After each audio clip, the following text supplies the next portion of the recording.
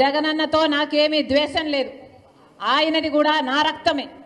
కానీ జగనన్న ముఖ్యమంత్రి అయిన తర్వాత మనిషి మారిపోయాడు.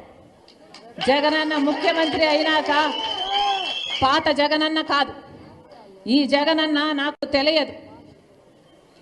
నేను వైసీపీ కోసం, జగనన్న కోసం నిస్వార్థంగా 3200 కిలోమీటర్లు పాదయాత్ర చేశాను.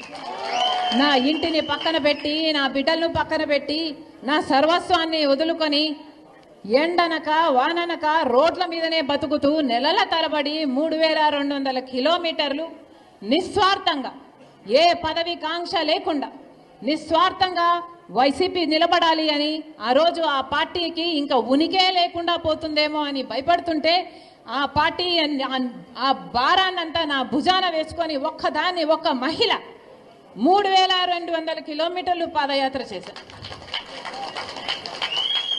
ఆ రోజుల్లో ఏ చెల్లి చేయనమ్మా ఈ త్యాగము అని ఎక్కడికి పోయినా ప్రజలు ఆదరించారు.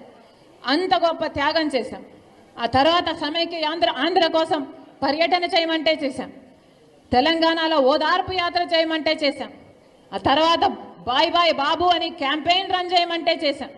ఎక్కడ ఏ అవసరం ఉన్నా, ఏ పదవిని కాంక్షించకుండా, నాకిది కావాలి, నాకిది చెయ్యి అని అడగకుండా, ఒక సామాన్య కార్యకర్తకైనా పర్వాలేదులే అనుకొని ఆ రోజు అంత త్యాగం చేస్తే, ఈరోజు అదే వైసీపీ పార్టీకి అవేవి గుర్తులేదు. ఈరోజు వైసీపీ పార్టీకి, వాళ్ళ క్యాడర్కు, వాళ్ళ సోషల్ మీడియాకి అసలు నేను ఒక మహిళనని, వైసీపీ పార్టీ కోసం ఎన్ని త్యాగాలు చేశానని, రాజశేఖర్ రెడ్డి బిడ్డనని కానీ, వాళ్ళకి ఇంత మేలు చేసిందానని కానీ ఈరోజు ఒక్కటి కూడా గుర్తు పెట్టుకోలేదు.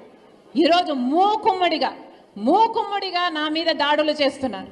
సిగ్గు ఎగ్గు లేకుండా, ఉచ్చం నీచం లేకుండా, వ్యక్తిగతంగా నన్ను